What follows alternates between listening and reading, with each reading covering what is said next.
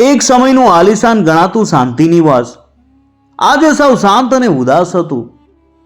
ઘરના આંગણે ઉભેલા લીમડાના પાંદડા પણ જાણે કોઈના દુઃખમાં નીચે નમી ગયા હતા. આ ઘરના માલિક રઘુકાકા એક સમયે આખા ગામના શેઠ ગણાતા, પણ સમયનું ચક્ર એવું ફર્યું કે આજે એમના ઘરમાં સાંજનો ચૂલો પ્રગટાવવા માટે પણ ફાફા હતા. રઘુકાકાનો દીકરો આકાશ શહેરની લાલચમાં પોતાની બધી જ મૂડી ગુમાવી બેઠો હતો અને હવે હિંમત હારીને ખૂણામાં બેસી ગયો હતો. રઘુકાકાની પત્ની સરલાબેન ગંભીર બીમારીથી પથારીવશ હતા અને ઘરમાં દવા લાવવાના પણ પૈસા નહોતા. આવા કાળજાળ સમયમાં આ ઘરમાં એક નવી વહુનો પ્રવેશ થયો, જેનું નામ હતું રાધા. રાધા કોઈ મોટા ઘરની નહોતી, પણ એના સંસ્કાર અને એની બુદ્ધિ હીરા જેવી ચમકતી હતી. જ્યારે રાધા પ્રથમવાર ઘરમાં આવી ત્યારે તેણે જોયું કે ઘરની દિવાલો ઉપરથી પોપડા ઉખડી ગયા હતા અને ઘરના સભ્યોના ચહેરા ઉપરથી સ્મિત ગાયબ હતું. આકાશ એને જોઈને માત્ર એટલું જ બોલ્યો કે રાધા, તું ખોટા ઘરે આવી ગઈ છે. અહીં માત્ર ગરીબી અને દુઃખ જ તારું સ્વાગત કરશે. રાધાએ આકાશની આંખોમાં જોયું, જેમાં હારની નિશાની હતી. તેણે ધીમેથી આકાશનો હાથ પકડ્યો અને કહ્યું કે નસીબ એ કાગળનો ટુકડો નથી કે કોઈ ફાડી નાખે. એ તો માટી જેવું છે. આપણે જેવું ધારીએ એવો ઘાટ આપી શકીએ. તમે ચિંતા ન કરો. આ ઘરની લક્ષ્મી આવી છે તો હવે અંધકાર ટકશે નહીં. રઘુકાકા ખૂણામાં બેસીને આ વાત સાંભળી રહ્યા હતા. એમને લાગ્યું કે આ છોકરી હજુ નાદાન છે, પણ રાધાની આંખોમાં એક અનોખો આત્મવિશ્વાસ હતો. તે રાત્રે આખું ઘર ભૂખ્યું સૂઈ ગયું, પણ રાધા જાગતી હતી. તેણે મનોમન નક્કી કરી લીધું કે તે આ પરિવારનું નસીબ પલટીને જ જમશે. બીજી સવારે જ્યારે સૂર્ય ઉગ્યો ત્યારે રાધાએ જોયું કે ઘરના આંગણામાં રહેલી વિશાળ જમીન ઉજ્જડ પડી હતી. આકાશ અને રઘુકાકા હતાશામાં ડૂબેલા હતા. રાધાએ હિંમત ભેગી કરી અને પોતાના લગ્નમાં મળેલી સોનાની એકમાત્ર નાની નથડી કાઢીને આકાશના હાથમાં મૂકી. આકાશ ચોંકી ગયો કે રાધા, આ શું કરે છે?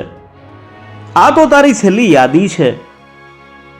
રાધાએ સ્મિત સાથે કહ્યું, આ નથડી વેચીને થોડા સારા બિયારણ અને ખાતર લઈ આવો. આપણા આંગણાની માટી સોનું ઉગાવવા માટે તરસી રહી છે. આકાશને પેલા તો સંકોચ થયો, પણ રાધાના દ્રઢ વિશ્વાસ આગળ એણે નમવું પડ્યું.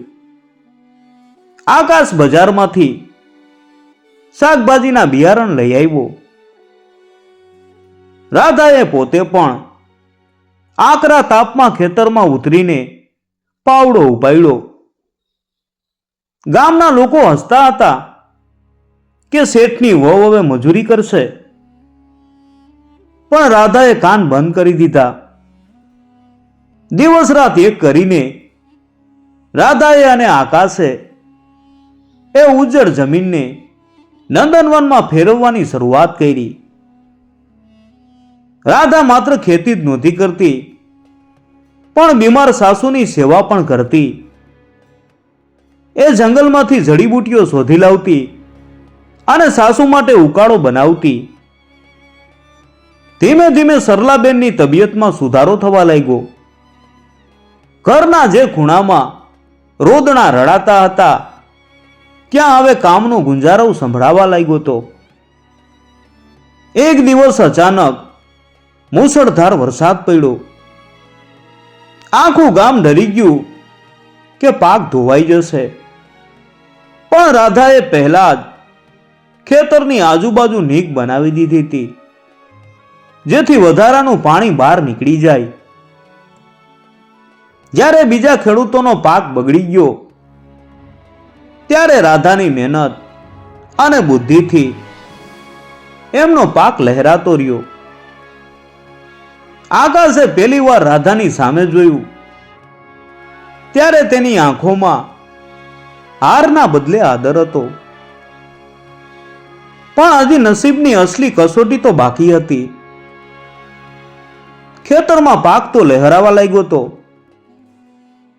પણ મુશ્કેલી એ હતી કે ગામના વેપારીઓએ મિલીભગત કરીને રાધા અને આકાશના પાકને ખૂબ જ ઓછા ભાવે ખરીદવાનું નક્કી કર્યું. વેપારીઓને લાગ્યું કે આ ગરીબ પરિવાર મજબૂરીમાં સસ્તા ભાવે બધું વેચી દેશે. આકાશ ફરીથી નિરાશ થઈ ગયો. રાધા, આટલી મહેનત પછી પણ જો આપણને પૈસા પૂરા નહીં મળે તો આપણું દેવું કેવી રીતે ચૂકવાશે? રાધા હારી જાય એવી નહોતી. તેણે જોયું કે એમના ખેતરમાં ટામેટા અને મરચાનો પુષ્કળ પાક થયો હતો. તેણે આકાશને કહ્યું, જો આપણે કાચો માલ સસ્તામાં નથી વેચવો તો આપણે એને નવી રીતે વેચીશું. રાધાએ ગામની બીજી ગરીબ સ્ત્રીઓને ભેગી કરી. તેણે સાસુ પાસેથી જૂની રીત શીખી લીધી હતી કે કેવી રીતે મસાલા અને અથાણા બનાવવા. રાધાએ ટામેટામાંથી શુદ્ધ ચટણી અને મરચાનું સ્વાદિષ્ટ અથાણું બનાવવાનું શરૂ કર્યું. ઘરના આંગણામાં જ એક નાના ગૃહ ઉદ્યોગ જેવી શરૂઆત થઈ.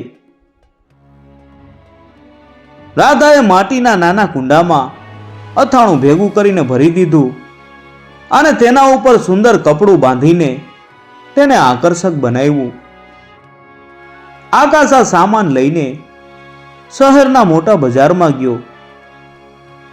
શહેરના લોકોને શુદ્ધ અને ઘરગથ્થુ સ્વાદ એટલો પસંદ આવ્યો કે સાંજ પડતા સુધીમાં તો બધો જ માલ વેચાઈ ગયો, અને તે પણ ધાર્યા કરતા 3 ગણા ભાવે.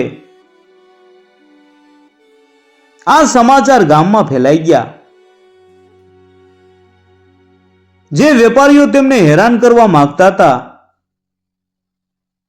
તેઓ હવે રાધાની ચતુરાઈ જોઈને દંગ રહી ગયા. રાધાએ માત્ર પોતાનું જ નહીં પણ ગામની બીજી 5 સ્ત્રીઓને પણ રોજગારી આપી. રઘુ કાકા જે હંમેશા મોઢું ફેરવીને બેસતા હતા એ આજે ગર્વથી કહેવા લાગ્યા કે મારી વહુ તો સાક્ષાત અન્નપૂર્ણા છે. શાંતિ નિવાસમાં હવે ફરીથી ખુશીઓની રોશની દેખાવા લાગી હતી. પરંતુ ભાગ્યને હજુ એક અંતિમ કસોટી લેવી હતી. જે સાવકાર પાસેથી રઘુ કાકાએ દેવું લીધું હતું તેણે અચાનક આવીને ધમકી આપી કે જો 7 દિવસમાં વ્યાજ સાથે પૈસા નહીં ચૂકવાય તો તે ઘર જપ્ત કરી લેશે. આ સમાચાર સાંભળી સરલાબેનની તબિયત ફરી બગડી. આકાશ ગભરાઈ ગયો કે રાધા, આટલી કમાણી છતાં દેવું તો બહુ મોટું છે, આપણે ઘર ગુમાવી દઈશું. રાધાએ શાંતિથી વિચાર્યું. તેણે જોયું કે એની ચટણી અને અથાણાની માંગ શહેરમાં એટલી વધી ગઈ હતી કે એક મોટી કંપનીએ એમના સ્વાદની પ્રશંસા કરી હતી. રાધાએ હિંમત કરીને શહેરની એ મોટી ફૂડ ચેઇનના માલિકની મુલાકાત લીધી. તેણે પોતાની મહેનત અને પ્રોડક્ટની શુદ્ધતા બતાવી.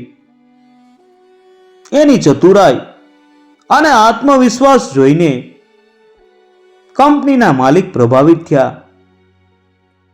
અને તેમણે રાધા સાથે મોટો કોન્ટ્રાક્ટ સાઇન કર્યો અને એડવાન્સ રકમ આપી. 7મા દિવસે જ્યારે સાહુકાર ઘર ખાલી કરાવવા આવ્યો ત્યારે રાધાએ આખા દેવાના પૈસા એના હાથમાં મૂકી દીધા. સાહુકાર તો જોતો જ રહી ગયો. રઘુ કાકાની આંખોમાં હરખના આંસુ આવી ગયા.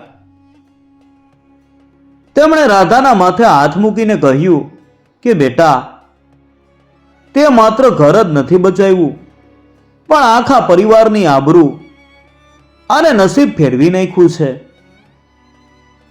આકાશને પણ સમજાઈ ગયું કે મહેનત અને બુદ્ધિનો સાથ હોય તો ગમે એવું ખરાબ નસીબ પણ બદલી શકાય છે. આજે શાંતિ નિવાસ ગામનું સૌથી ખુશાલ ઘર છે. રાધાએ ગામની ગરીબ સ્ત્રીઓ માટે એક નાનકડું કારખાનું ખોલ્યું છે. 7 વર્ષનો બાળક પણ આ જોઈને શીખે છે કે કેવી રીતે એક વહુએ પોતાની સમજદારીથી અંધકારને પ્રકાશમાં ફેરવી દીધો.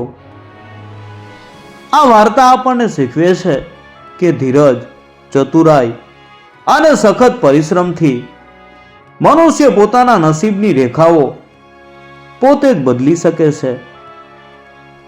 સંકટ સમયે હિંમત હારવાના બદલે રસ્તો શોધનાર જ વિજેતા બને છે.